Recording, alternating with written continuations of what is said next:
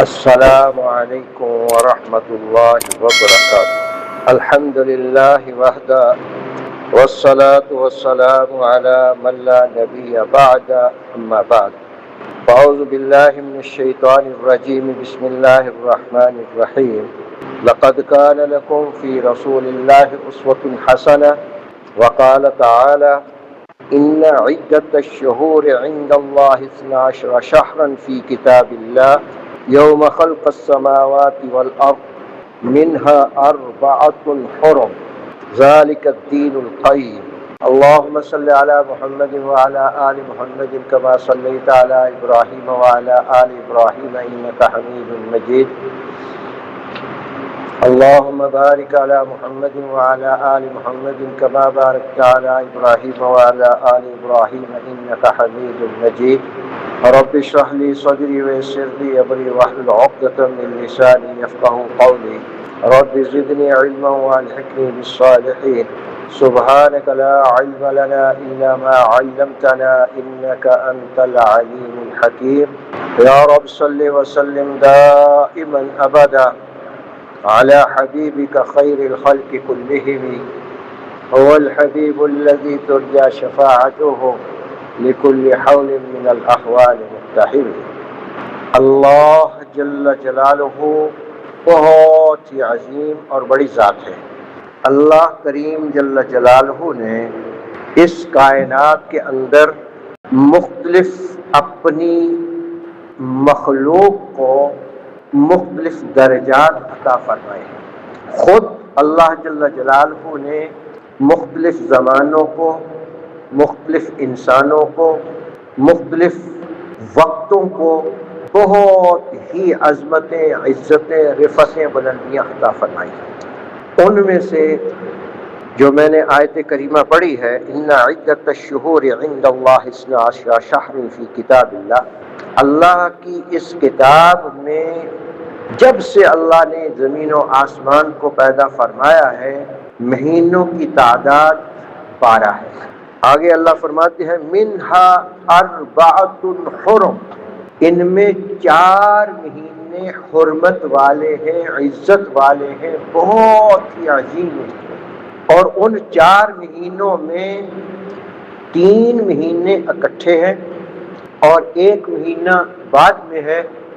جو اکٹھے ہیں وہ ذی-قعدہ، ذی-الحج، محرم، اور بعد میں آنے والا اس کا نام رجب ہے۔ ان 4 مہینوں کو اللہ اپنی کتاب میں ارشاد فرما رہے ہیں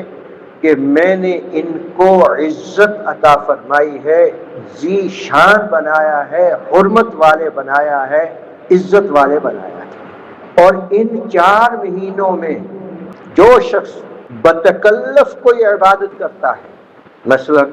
یہ محرم الحرام کا مہینہ، اس کے بارے میں رسول اللہ صلی اللہ علیہ وسلم سے پوچھا گیا۔ علی رضی اللہ تعالی عنہ ارشاد فرماتے ہیں کہ مجھ سے ایک آدمی نے پوچھا کہ رمضان المبارک کے بعد روزہ رکھنے کے اعتبار سے کون سا مہینہ، کون سے دن افضل ہے؟ میں نے کہا کہ میری موجودگی میں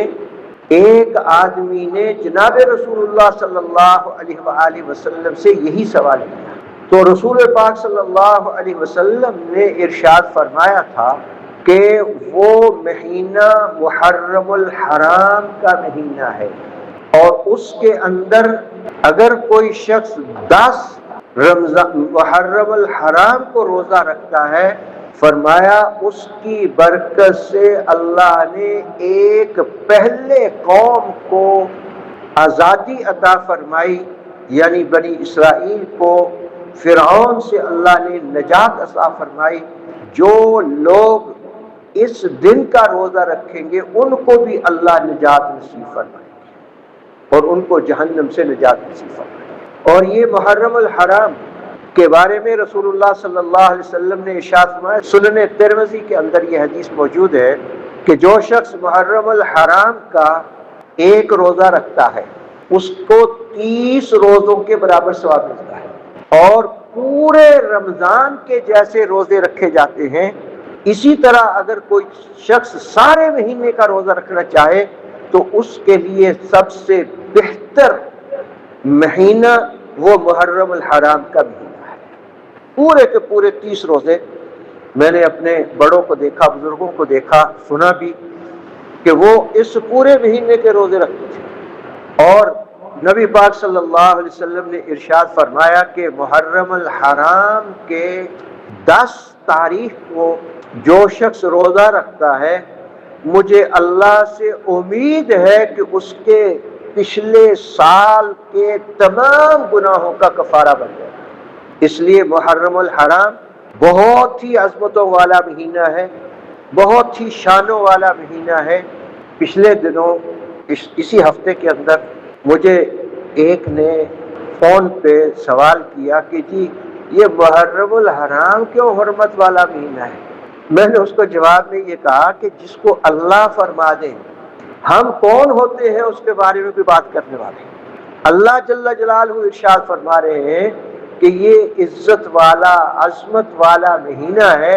اور اس کے ہر دن کے روزہ ایک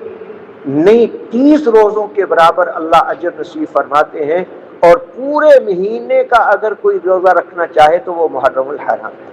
معارف القرآن کے اندر اسی آیت کے تحت معارف الحدیث کے اندر حضرت مولانا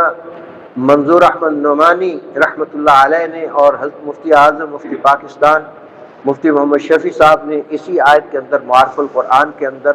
کچھ باتیں تاریخی طور پر نقل فرمائی۔ وہ یہ کہ محرم الحرام کے اندر 10 تاریخ جو آتی ہے، 10 محرم،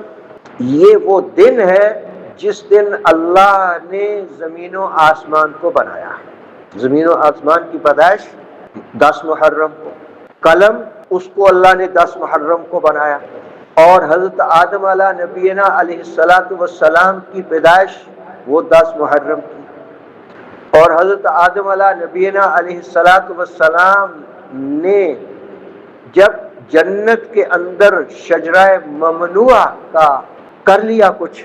تو جب ان کی پھر اللہ نے اس پر توبہ قبول فرمائی تو وہ 10 محرم، اور حضرت ادریس علیہ السلام ان کو اللہ نے آسمانوں پہ اٹھایا تو 10 محرم، حضرت نوح علیہ السلام کی کشتی جب زمین و آسمان سے پانی برس رہا تھا، زمین سے ابر رہا تھا، آسمان سے برس رہا تھا اور ہر طرف پانی ہی پانی تھا، تو جب وہ جوتی پہاڑ پر لنگر انداز ہوئی ہے تو وہ 10 محرم، اور حضرت ابراہیم علیہ نبینا علیہ السلام کو اللہ نے اپنا خلیل بنایا اور ان کے لیے آگ کو کونی بردم و سلام علی ابراہیم کا حکم وہ 10 محرم کو آیا۔ اللہ نے حضرت ابراہیم علیہ السلام کو اسماعیل علیہ السلام عطا فرمائے تو 10 محرم، حضرت سلیمان علیہ السلام کو اللہ نے بادشاہت عطا فرمائی تو 10 محرم، حضرت یوسف علیہ نبینا علیہ السلام کو مصر کی جیل سے رہائی ملی تو 10 محرم، اس کے بعد پھر اللہ جل جلالہ نے ان کو مصر کا حاکم بنایا وہ 10 محرم، حضرت یعقوب علیہ السلام جو حضرت یوسف علیہ السلام کے والد ماجد ہیں ان کی آپس میں ملاقات ہوئی تو 10 محرم، اور حضرت صالح علیہ السلام کی اونٹنی اس کا قصہ 10 محرم، حضرت داود علیہ السلام کو اللہ نے حکومت عطا فرمائی تو 10 محرم، حضرت موسیٰ علیہ السلام کو اللہ نے نجات عطا فرمائی بنی اسرائیل سے 10 محرم، حضرت عیسیٰ علیہ السلام کی ولادت ہوئی تو 10 محرم، حضرت عیسیٰ علیہ السلام کو اللہ نے آسمانوں پہ اٹھایا تو 10 محرم۔ ہمارے آقا سید عالم رحمت کائنات صلی اللہ علیہ وسلم نے، غور سے ایک بات سننا، میں کہنے لگا ہوں، نبی پاک صلی اللہ تعالی علیہ وآلہ وسلم نے ہماری سب سے پہلی امی جان سیدہ خدیجہ الکبریٰ رضی اللہ تعالی عنہا سے نکاح کیا تو 10 محرم، یعنی 10 محرم کی ایک تاریخ ہے اور پھر نبی پاک صلی اللہ علیہ وسلم کے نواسے کی شہادت ہوئی تو 10 محرم، یعنی 10 محرم کا دن کتنی عظمتوں اور کتنی ذی عزتوں والا ہے کہ اللہ نے اس کے اندر بہت سارے کام رکھے ہیں۔ اور جب قیامت آئے گی تو 10 محرم، سور پھونکا جائے گا، سورہ اول پہلا سور پھونکا جائے گا 10 محرم، دوسرا سور پھونکا جائے گا 10 محرم، یعنی اللہ جل جلالہ نے اس کی ایک بہت بڑی تاریخ رکھی ہے۔ اور یہ 10 محرم جب نبی پاک صلی اللہ علیہ وآلہ وسلم ہجرت فرما کر مدینہ طیبہ تشریف لے گئے تو وہاں یہود کو دیکھا کہ انہوں نے 10 محرم کا روزہ رکھا ہوا۔ نبی پاک صلی اللہ علیہ وسلم نے پوچھا بھی آپ نے یہ روزہ کیوں رکھا ہے؟ انہوں نے کہا کہ ہمارے نبی سیدنا موسیٰ علیہ نبینا علیہ السلام کو اللہ نے فرعون سے نجات عطا فرمائی تھی، اور وہ فرعون کے ظلم، استبداد اور بربریت سے اللہ نے نجات عطا فرمائی تھی، تو 10 محرم تھا، اس لیے ہم نے خوشی میں یہ روزہ رکھا ہوا ہے۔ نبی پاک صلی اللہ علیہ وسلم نے ایک جملہ ارشاد فرمایا، عبادت ہے روزہ رکھنا، عبادت ہے۔ فرمایا لو لئن بقیت، اگر میں اگلے سال باقی رہا، زندہ رہا، لأصومن التاسع، تو میں 9 محرم کا بھی روزہ رکھوں گا۔ اگر میں اگلے سال زندہ رہا تو میں 9 محرم کا بھی روزہ رکھوں گا۔ کیوں؟ تاکہ یہود کی مخالفت ہو سکے، یہود کی مخالفت ہو سکے۔ فرمایا خالف الیہود والنصارى، یہودیوں کی، عیسائیوں کی مخالفت کیا کرو۔ عبادت میں بھی ان کے ساتھ تشابہ جائز نہیں ہے، تشابہ ان کے ساتھ عبادت میں بھی نبی پاک صلی اللہ علیہ وسلم نے منع فرمایا۔ بلکہ معجم الطبرانی معجم الاوسط الطبرانی کے اندر ترغیب کے اندر یہ حدیث موجود ہے کہ رسول اللہ صلی اللہ علیہ وسلم نے فرمایا اگر کوئی شخص کسی وجہ سے 9 محرم کا روزہ نہ رکھ سکے تو اس کو چاہیے کہ وہ 10 محرم کے ساتھ 11 محرم کا ملا لے، تاکہ یہود کی مخالف ہو سکے۔ یہودیوں کے ساتھ مشابہت اختیار نہیں کرنی، یہودیوں کے ساتھ ہمیشہ مخالفت میں رہنا ہے۔ کیوں؟ اللہ قرآن میں ارشاد فرما رہے ہیں، قرآن سے بڑی تو بات کوئی نہیں ہے۔ قرآن میں اللہ ارشاد فرما رہے ہیں یا ایھا الذین آمنوا، او ایمان والو، لا تتخذوا اليہود والنصارى اولیاء، تم یہود و نصارہ کو اپنے دوست نہ بناؤ، ان کے ساتھ یاری نہ لگاؤ، ان کے ساتھ محبت نہ کرو۔ بعضهم اولیاء بعض، وہ آپس میں تو ایک دوسرے کے دوست ہو سکتے ہیں۔ اور ہمارے بارے میں اللہ نے قرآن میں ارشاد فرمایا وَمَن يَتَوَلَّهُم مِّنكُمْ فَإِنَّهُ مِنْهُمْ، جو شخص تم میں ان کے ساتھ محبت رکھے گا قیامت میں انہی کے ساتھ ہوگا۔ ہمیں سوچنا ہے، غور کرنا ہے کہ ہماری محبت کس کے ساتھ ہے، عبادت کے اعتبار سے، لباس پہننے کے اعتبار سے، کھانا کھانے کے اعتبار سے، زندگی کے جتنے بھی اعتبارات ممکن ہو سکتے ہیں، ہم ذرا سوچیں کہ ہم کس کے ساتھ مشابہت اختیار کرتے ہیں، نبی علیہ الصلوۃ والسلام کے ساتھ اختیار کرتے ہیں،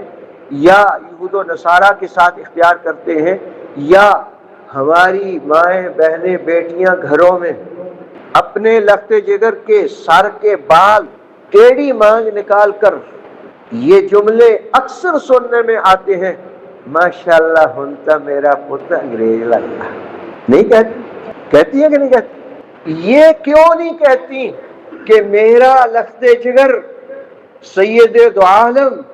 رحمت کائنات، فخر موجودات، خاتم الانبیاء علیہ السلام کے اسوہ حسنہ کے مطابق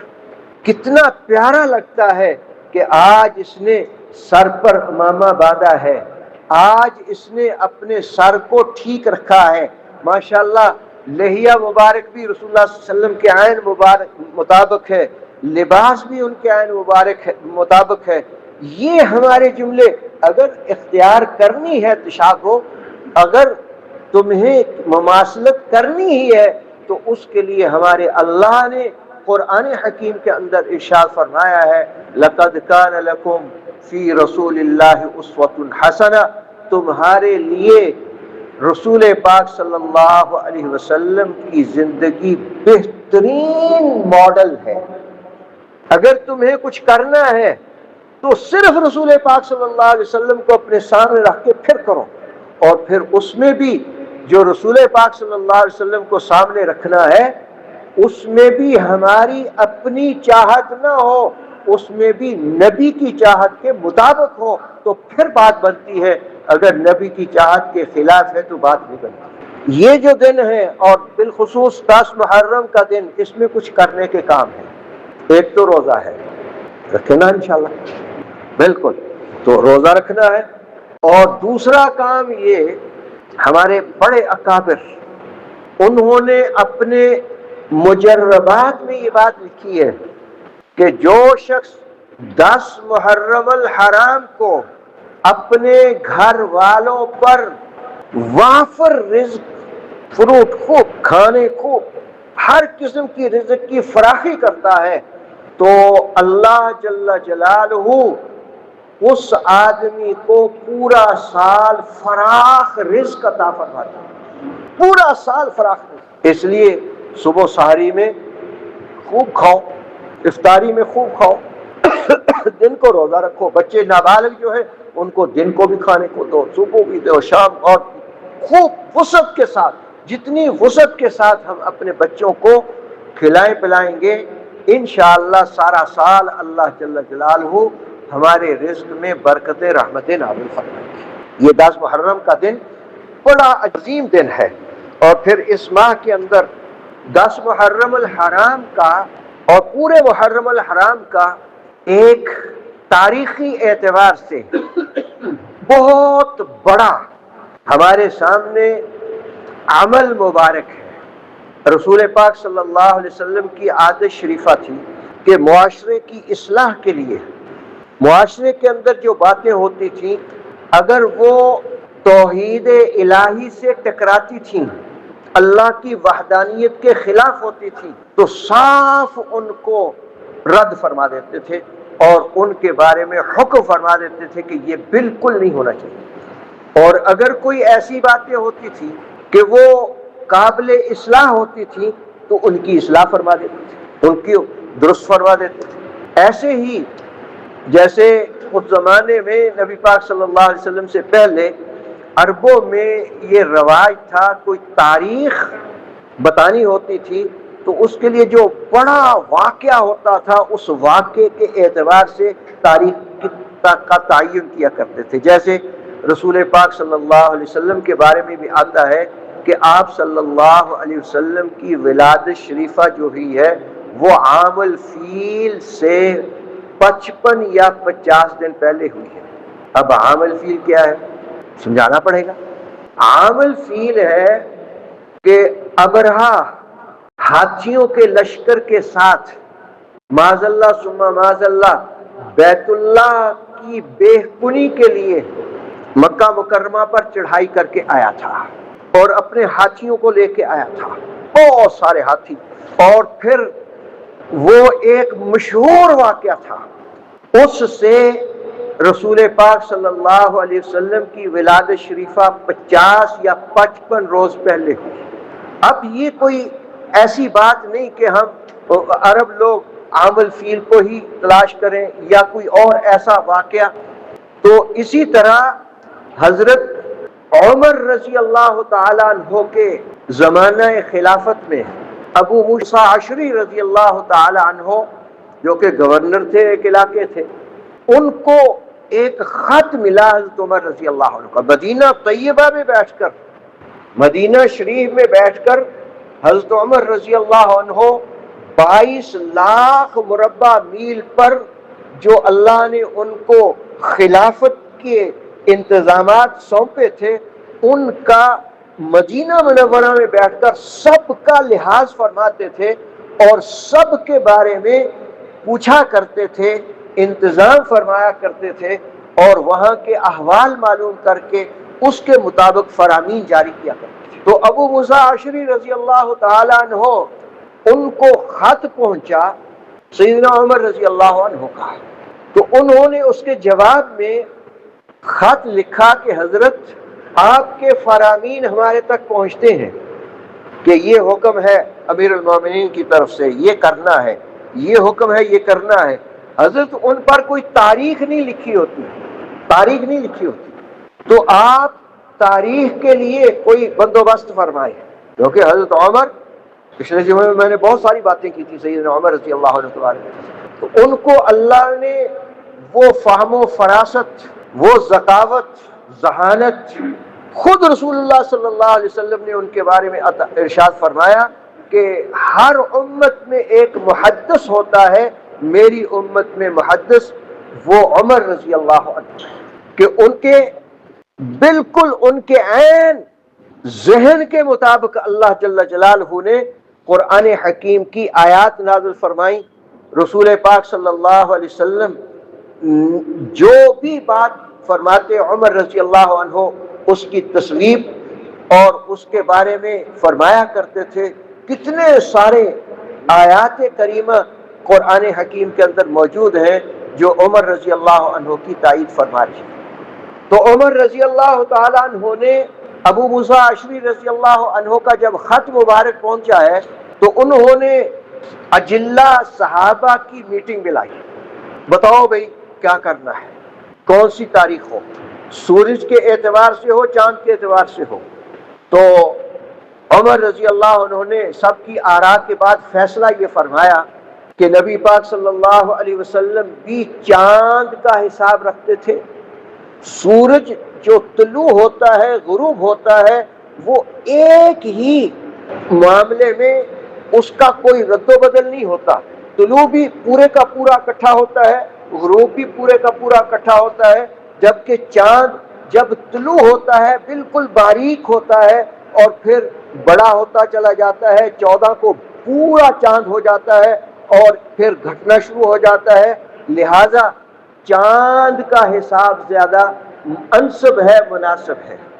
تو یہ فیصلہ ہو گیا بھی چاند کے حساب سے تاریخ رکھتے ہیں۔ اب رکھے کون سی؟ تو کسی نے سیدنا عمر رضی اللہ عنہ کی خدمت میں یہ درخواست کی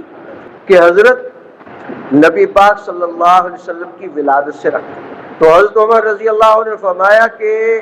یہ یہود نصارہ کے ساتھ مشابہت ہے، نصارہ نے حضرت عیسیٰ علیہ السلام کی ولادت کے مطابق اپنا کیلنڈر شروع کیا ہوا ہے، یہ نہیں ہو سکتا کہ ہم ان کے ساتھ مشابہت اختیار کریں۔ جب پھر نبی پاک صلی اللہ علیہ وسلم کی نبوت جب اللہ نے عطا فرمائی اس وقت سے تعین فرما لے، فرمایا یہ بھی نہیں ہو سکتا، کیونکہ ابتداء اسلام میں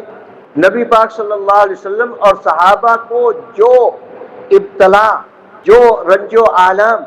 جو مصائب جھیلنے پڑے، تو وہ مناسب نہیں ہے کہ ہم جب بھی اس تاریخ کا وقت آئے تو ہمیں وہ سارے نبی پاک صلی اللہ علیہ وسلم کے رنج بھی ہمیں یاد آ جائیں اور صحابہ رضوان اللہ اجمعین کی تکالیف بھی ہمیں یاد آ جائیں، یہ بھی ٹھیک۔ پھر نبی پاک صلی اللہ علیہ وسلم پھر رائے آئی کہ رسول پاک صلی اللہ علیہ وسلم کی وفات پر رکھ لیں، تو حضرت عمر رضی اللہ عنہ نے اس کی بھی بارے میں دلیل پیش فرمائی کہ وہ دن تو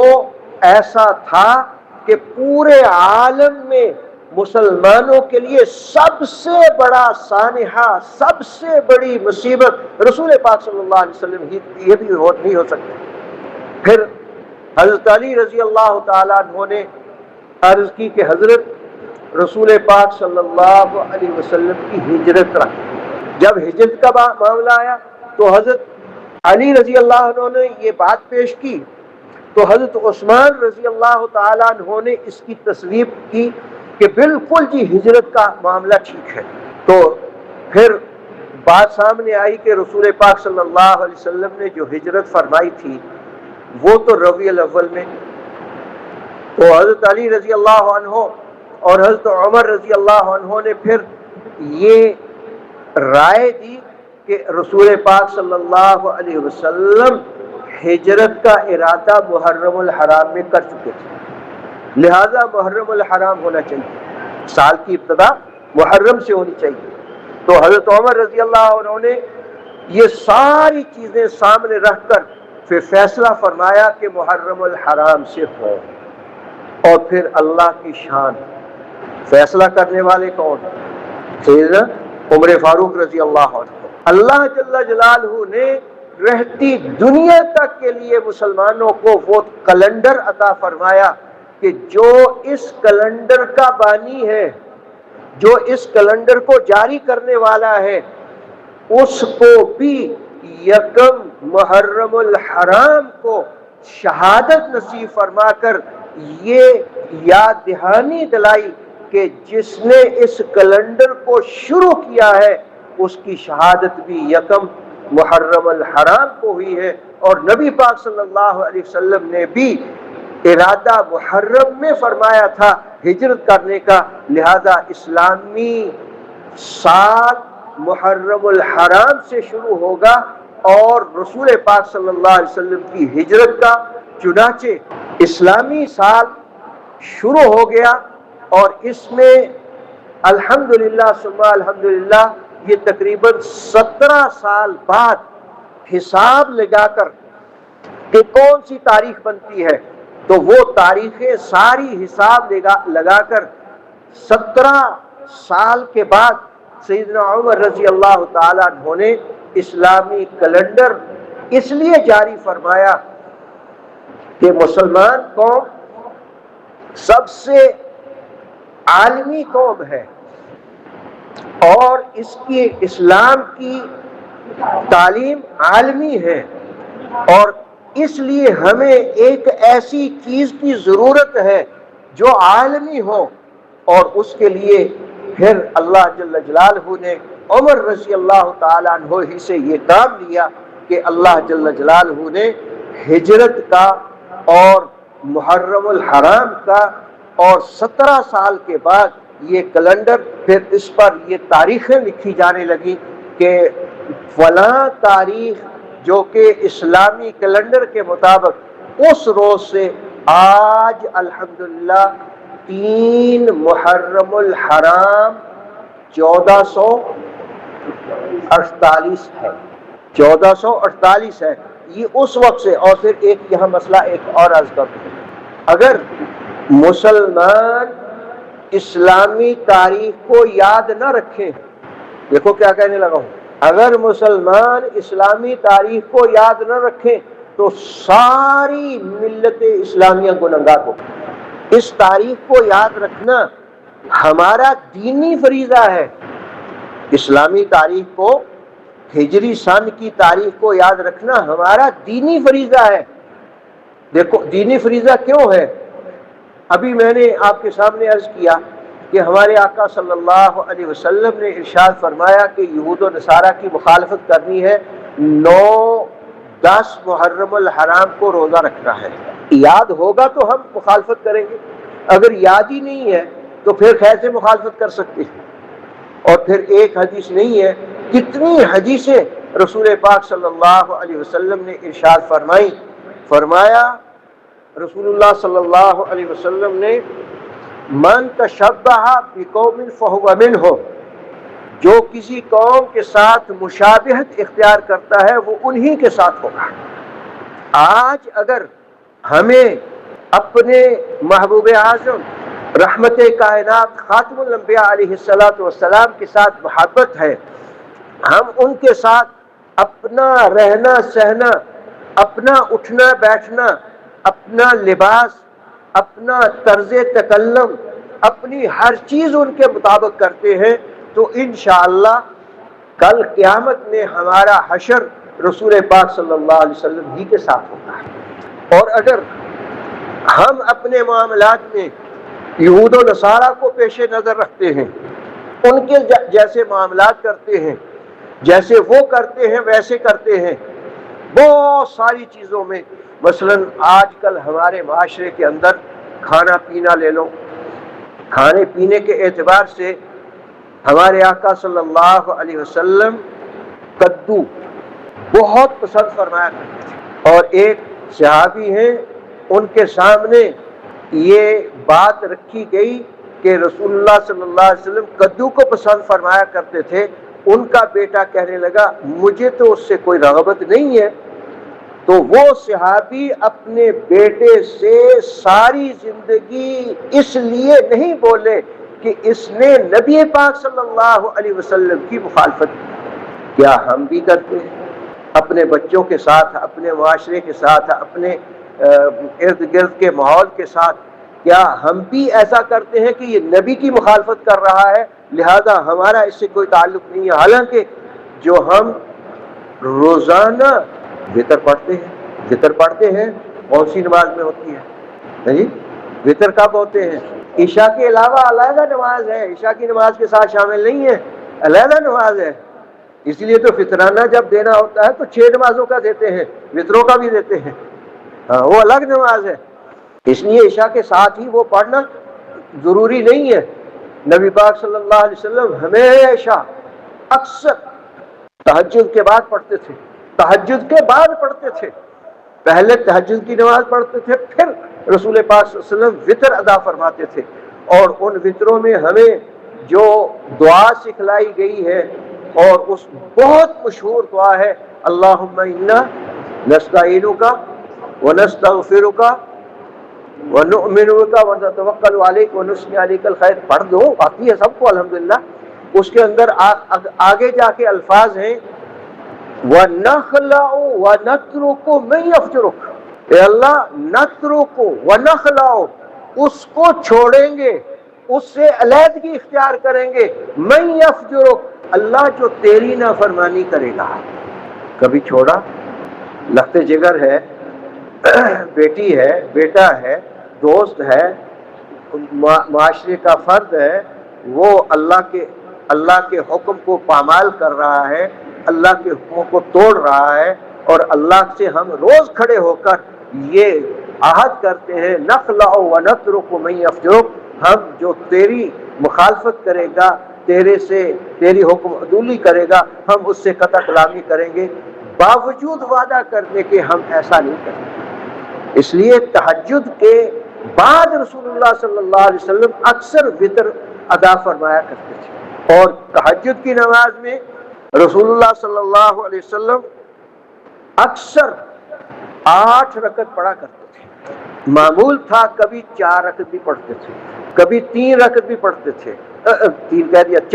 6 رکعت بھی پڑھتے تھے، کبھی 10 رکعت بھی پڑھتے تھے، کبھی 12 رکعت بھی پڑھتے تھے، لیکن اکثر معمول تھا 8 رکعت پڑھنے کا، جیسے کہ امام بخاری رحمۃ اللہ علیہ نے باب باندھا ہے کیف کان صلاۃ رسول اللہ صلی اللہ علیہ وسلم فی رمضان وغیر رمضان، رسول پاک صلی اللہ علیہ وسلم کی نماز مبارکہ تہجد کی رمضان المبارک میں اور غیر رمضان المبارک میں کتنی ہوتی تھی، اس باب کے تحت اللہ کے نبی صلی اللہ علیہ وسلم کی امام بخاری رحمۃ اللہ علیہ احادیث لائے ہیں کہ کبھی 4 رکعت ہوتی تھی، کبھی 6 رکعت ہوتی تھی، کبھی 8 رکعت ہوتی تھی، کبھی 12 رکعت، کبھی 10 رکعت، لیکن اکثر 8 رکعت ہوتی تھی۔ تو اس سے معلوم ہوا کہ رسول پاک صلی اللہ علیہ وسلم کی تہجد کی نماز رمضان المبارک میں اور غیر رمضان میں مختلف ہوا کرتی تھی، اور اکثر 8 پڑھا کرتے تھے۔ 8 پڑھنے کے بعد پھر رسول پاک صلی اللہ علیہ وسلم 3 رکعت وتر ادا فرمایا کرتے تھے۔ تو میں ایک بات بہت ہی اعجاز کے ساتھ یہاں عرض کرنے لگا ہوں کہ ہم ذرا سوچیں کہ ہم یہ ساری رعایتیں کرتے، اس کے مطابق ہماری زندگیاں چل رہی ہیں یا اس کے خلاف چل رہی ہیں۔ اور اس معاشرے میں جس میں ہم چل رہے ہیں، اللہ سب مسلمانوں کو ہدایت نصیب فرمائے۔ بہت ہی نازیب قسم کے جملے، بلکہ یوں کہوں کفر کے جملے سیدنا عمر فاروق رضی اللہ عنہ کے بارے میں کسے جاتے ہیں، بولے جاتے ہیں، معاذ اللہ ثم معاذ اللہ۔ کیا عمر رضی اللہ عنہ بدعت کر سکتے تھے؟ کوئی ایسا کام جو اللہ کے نبی نے نہیں کیا، صحابہ نے نہیں کیا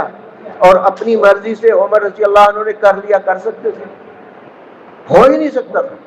تو اس لیے اس معاشرے میں حضرت عمر رضی اللہ عنہ کے بارے میں معاذ اللہ ثم معاذ اللہ یہ کہا جاتا ہے کہ سب سے پہلے، لفظ میں کیسے کہوں، حضرت عمر رضی اللہ عنہ کے بارے میں وہ الفاظ نازیب قسم کے بولے جاتے ہیں، میرا ضمیر گوارا نہیں کرتا کہ میں ان الفاظ کو دہراؤں۔ حالانکہ عمر جنہوں نے سن عیسوی کا آغاز فرمایا، رسول اللہ صلی اللہ علیہ وسلم نے خود ان کے بارے میں ارشاد فرمایا، لو کان بعدی نبی لکان عمر، اگر میرے بعد نبی ہونے ہوتے تو حضرت اللہ جل جلالہ نے عمر رضی اللہ عنہ کے اندر وہ صفات رکھی ہیں کہ جو نبی ہونے والی ہوتی ہیں، وہ عمر رضی اللہ عنہ۔ تو مدینہ منورہ میں جب ہم جاتے ہیں، اللہ سب کو لے جائے، تو وہاں دیوار سے جب باب السلام سے داخل ہو کر رسول پاک صلی اللہ علیہ وسلم کے سامنے حاضری دیتے ہیں، تو حاضری دینے میں اوپر لکھا ہوا ہوتا ہے، دائرہ بنا ہوا ہوتا ہے، اوپر لکھا ہوا ہنا محمد الرسول اللہ صلی اللہ علیہ وسلم، یہاں رسول پاک صلی اللہ علیہ وسلم کا اس کے بالکل سیدھ میں دہن مبارک ہے، یہاں رسول پاک صلی اللہ علیہ وسلم پر صلاۃ و سلام پڑھو۔ اس سے اتنے فاصلے کے بعد پھر ایک چھوٹا دائرہ ہے، وہاں ہنا ابا بکر صدیق رضی اللہ عنہ، اس سے آگے پھر ایک بالشت کے ساتھ فاصلے کے ساتھ ہنا عمر فاروق رضی اللہ عنہ۔ وہاں سے کوئی آدمی گزر ہی نہیں سکتا جب تک ان دو عظیم شیخین رضی اللہ عنہما پر درود و سلام نہ پڑھے، ان کا وہ وہاں سے گزرنا قبول ہی نہیں اللہ۔ اور پھر ان کے بارے میں نازیب قسم کے لفظ بولنا، اور پھر اسلامی کیلنڈر کے بانی مبانی، اور پھر ان کی اپنی شہادت یہ گواہی دیتی ہے کہ یہ اسلامی کیلنڈر کا سب سے پہلے بنا کرنے والا، آغاز کرنے والا وہ سیدنا عمر فاروق رضی اللہ تعالی عنہ ہے۔ اللہ جل جلالہ یہ جو دن آ رہے ہیں، ان دنوں میں اگر سارے مہینے کے روزہ رکھنا چاہیں تو اس سے رمضان شریف کے بعد سب سے افضل دن محرم الحرام کے ہیں، ورنہ 9 اور 10 تاریخ محرم کا روزہ خود رسول اللہ صلی اللہ علیہ وسلم رکھا کرتے تھے 10 تاریخ کا، اور صحابہ کو حکم فرمایا اور اپنے بارے میں ارشاد فرمایا کہ اگر میں آئندہ سال زندہ رہا تو انشاءاللہ یہود کی مخالفت میں 9 کا روزہ بھی رکھوں گا، لیکن اس سے پہلے داغ مفارقت دے گئے۔ اس کے بعد آج تک حضرات صحابہ رضوان اللہ علیہ مجمعین سے لے کر تابعین، تبع تابعین، اولیاء اعظام، پوری امت 9 اور 10 تاریخ کا روزہ، اگر ترغیب کے اندر اور معجم طبرانی اوسط کے اندر یہ حدیث موجود ہے، اگر کسی وجہ سے کوئی 9 تاریخ کا روزہ نہ رکھ سکے وہ 11 تاریخ کو ساتھ ملا لے تاکہ یہود کی مخالفت ہو جائے، اور پھر 10 تاریخ کو اپنے بچوں پر کھانے میں وسعت کرنا، کنجوسی نہ کرنا، جتنا زیادہ کھلاؤ پلاؤ کہ انشاءاللہ اس کے بقدر اللہ ہمارے رزق میں فراخیاں نصیب فرمائیں گے۔ اللہ جل جلالہ ہمیں ان ایام کی قدردانی کی توفیق نصیب فرمائے۔ اگلے جمعے میں انشاءاللہ شہادت اور حضرت حسین رضی اللہ عنہ کے مناقب محاسن اور صحابہ اہل بیت کے ملے جلے انشاءاللہ سارے فضائل محاسن انشاءاللہ عرض کروں گا۔ اقول قولی ھذا استغفر اللہ لی ولکم۔